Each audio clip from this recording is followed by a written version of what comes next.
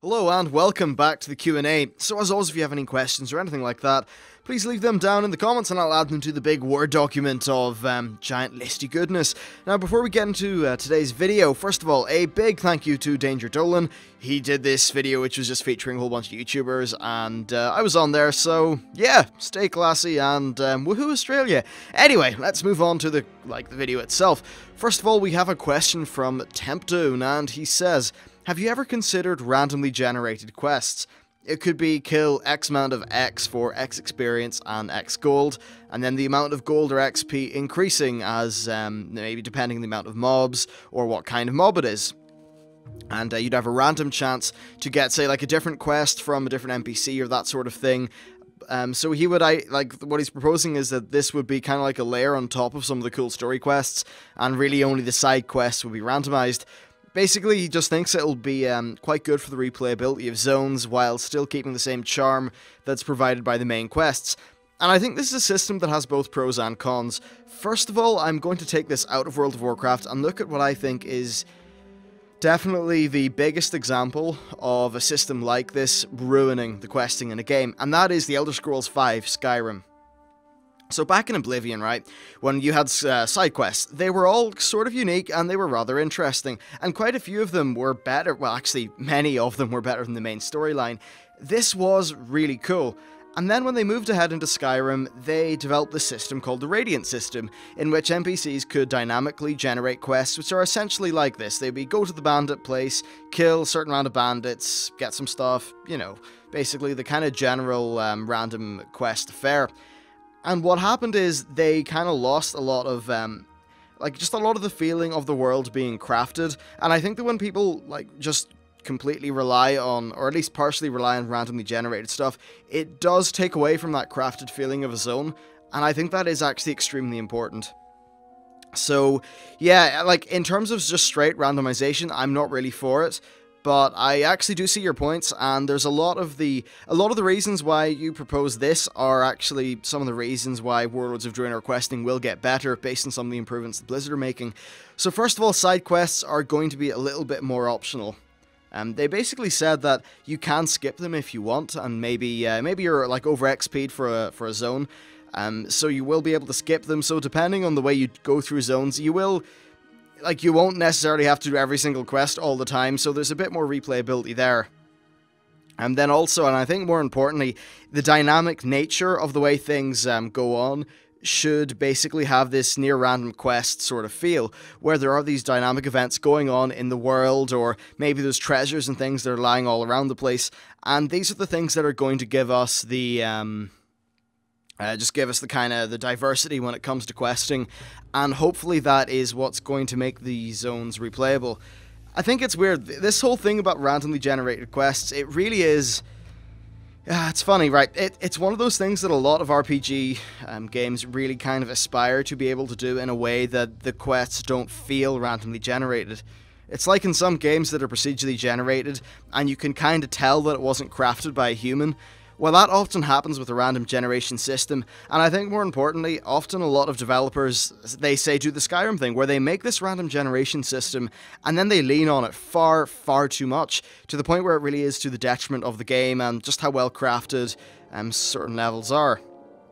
Though in terms of this whole kill X amount for X experience, X gold, and maybe those things depend on what kind of mobs you kill, I actually think that's a really fantastic idea, so props to you for that one. I think it would be kind of cool to have a bounty quest. What's the best way to say this? So say one of those quests, and actually a guy about maybe 10 Q&As, maybe 15 back, sort of had a similar idea. But say there was a quest where you were attacking an enemy fortification, right?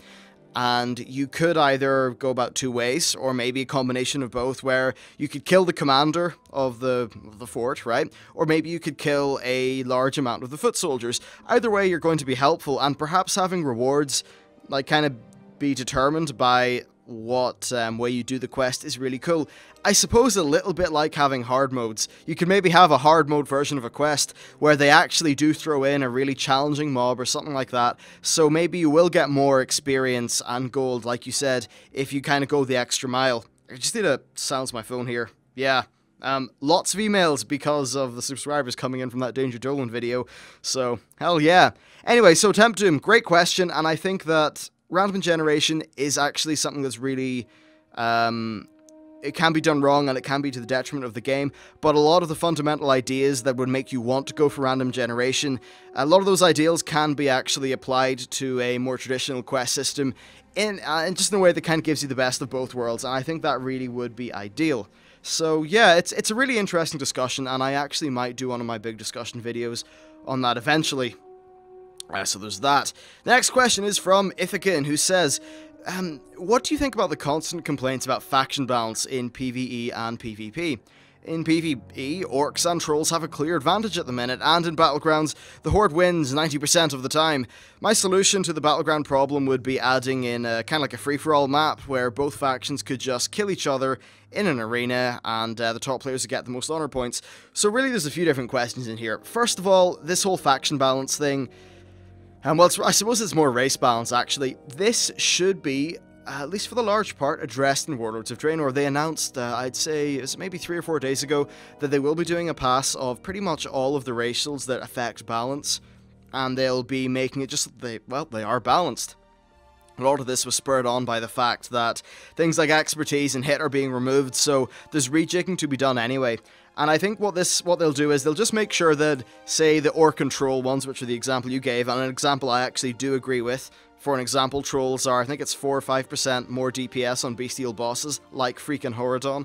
So that's an issue there. So things like this shouldn't really be as much of a problem in Warlords, and I'm quite happy about that. Now next, you said that in Battlegrounds, Horde wins about 90% of the time. This is funny, actually. I always feel like that happens, but when I actually go in to play Battlegrounds, I find that there's some that the Alliance win, and some that the Horde win. Now, there's a mod called OQ, and one of the cool things about OQ is that it's actually able to track the amount of wins that either side has got in Battlegrounds, and I think that's just based on people with the OQ add-on. And what I've seen is that there are definitely 1 or 2 places where the Horde bias is ginormous, like really big. But then there's quite a lot of them, and actually the majority, it's roughly even, but with the Horde edging out a little bit. And I really just think that's because a lot of players who play Alliance tend to lean PvE, and a lot of Horde people tend to lean PvP. So because of that, maybe the Horde people are going to put in a little bit more effort, a little bit more skill. And then I also often find that in a lot of the maps that require specific coordination, the Horde seem to do better. Really, it's funny, actually, this is a correlation that Blizzard themselves pointed out. This isn't me just kind of broad stroke stereotyping people. Blizzard have actually said this multiple times, that in general, the PvPers, leaned Horde and that sort of thing. So I think it's really, I don't know how to fix this one. I mean, you can't just go around buffing Alliance to make them better than Horde. That would be absurd. So I'm not too sure what they're going to do there. But as for your solution even of adding in the free-for-all maps, one of the things about World of Warcraft PvP is that it doesn't really rely on tanks, but it does count on the interplay between healers and DPSs. A lot of, like, your whole sort of CCing, silencing, a lot of that is tuned in with healers, so I don't really think that a free-for-all would work that well. So yeah, free-for-all, perhaps not so much. That said, if they were to just do an absurd free-for-all, that's fine. I'm not too sure how I feel, though, about you being able to get honor points for it, because first of all, that would exclude healers, but also, I just think from a balance perspective, it would be an absolute clusterfuck. What I do think would be cool, though, is that you could kind of have this, like, multi-team thing. I remember way back in the days of Halo 3, right, we used to play multi-team quite a lot. I always used to do the 2v2s, but then there's me, a friend of mine, this other guy, and we just always go around multi-teaming and that sort of thing. And in multi-team, you would have, say, 5 teams of 2 or 3 people. So you could have 5 teams that are like 2 DPS, 1 healer, or whatever. And I think that could be a really cool mode. It would probably, I don't really know how they do matchmaking for that, but I think in general, maybe different approach to Battlegrounds would be nice when they're adding in new ones. Because right now we have like 10, 11 Battlegrounds, and they all, I mean, they're not all the same, but a lot of them kind of feel similar, so I think from an actual game type perspective, maybe if they spiced it up a lot in one and were really ballsy about it, it could be successful. That said, I could equally see maybe 2-3 months down the line after they add a multi-team map or a free-for-all one, just ridiculous amounts of QQ, because World of Warcraft PvP, and just the way the classes are designed, it's not really, I just don't really think it's specifically designed for a free-for-all. sort of scenario. Also, of course, you would have, I think, some classes that have a clear advantage in that specific scenario, so I'm not sure if that would be too cool. Anyway, the next question is from DNGG10, who says, by the way, I have a lore question. Are the Nairobians to Yogg-Saron as the Kiraj are to Cthulhu and the Manta to Y'Shaarj? Yes, you are absolutely correct. Basically, they were all one race, and this race was called the Akir, and they were, like everyone else, on Kalimdor. Now, the thing about these guys is, they were a very powerful empire in kind of early Azeroth, and they ended up in this humongous war. I believe it's called the Troll Wars. But, well, basically, they fought the Gurubashi Trolls for dominance, and the Trolls won. The result of this was that the Nairobians fled to the north, the freaking clicky people. Oh, I'm such an idiot. It's in front of me on the Word document. The Mantid fled to the south, and then the Nairobians kind of chilled, or not the Nairobians, the Kiraj sort of chilled out around there in Silithus, or Sithilus, or... wait, which one's right? I confuse myself about that place all the time. Anyway, so yeah, they basically fled, splintered off, and each empire has its own old god. Just for like some specifics, the Kiraj were pretty much built up by Cthulhu slowly over time. Then there was a very large war with the Night Elves in which they lost and they were imprisoned. And then they slowly sort of broke out of that, and then that's the whole patch. Was it 1.9? Basically the opening of the Scarab Gate or whatever. So there was that. The Manta and Y'Shaarj are the same, just that Y'Shaarj is dead, unlike Yogg-Saron. Well, I suppose Y'Shaarj was dead for longer than, say, Yogg-Saron and Cthulhu were, so he wasn't as directly responsible for the way the Mantid were being, at least in more recent times. Of course, though, it's very hard for an old god to be fully dead. They kind of have this, like, essence-y, spirit-y thing, which floats about the place for a very, very long time, so it's hard to say. Still, these guys actually have really fascinating lore, and I just love the old gods. I'm especially interested to see if we will find out about any space old gods, because there's this place, it's called Neolotha, and you find out about it in multiple sources. I think the main one would be the puzzle box of Yogg-Saron, and a lot of people have speculated that Neolotha is in space. And the reason they speculated that is because the Arakoa, or Akoa, or whatever they're called, the bird people in Outland, at one point were trying to summon an old god or something like that. So maybe there's other old gods out there, and I just want to see how they kind of play in with other races. I think the Akir and the way they split into these three old god-themed empires, I think that's really fascinating. I'd just love to see if Blizzard would be able to expand that in any way. And with that, we're going to move on to the final question. This one comes in from Hondra Films, who says, what realm do you regularly play on, and is there any lore behind the name of the realm? Yes, I play on Shadowsong EU, and there is lore behind the realm. It's named after Maiev Shadowsong. You'll probably know her if you've played Burning Crusade, although she really just sort of appeared at the end for no good reason with the Illidan fight. But she was essentially Illidan's jailer. Illidan kind of went a little bit apeshit about 10,000 years ago, and he was in prison for 10,000 years as he liked to mope about in the Burning Crusade cinematic, and Maiev was essentially his jailer. I think he ended up breaking out, and various different things happened, but there was one time when they were in this, like, Naga temple. It was kind of in the ocean in between the two main continents in Azeroth, and a whole bunch of her sentinels got killed, basically to kind of hold some guys off so she could escape.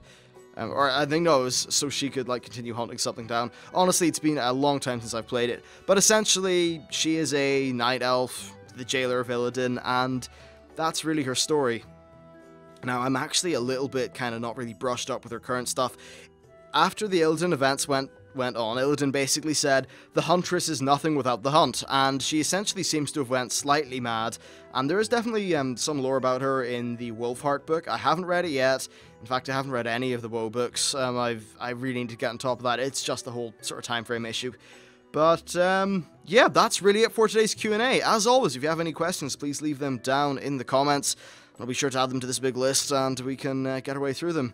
Anyway, thank you very much for watching. Please drop a like if you liked it, and I'll see you next time.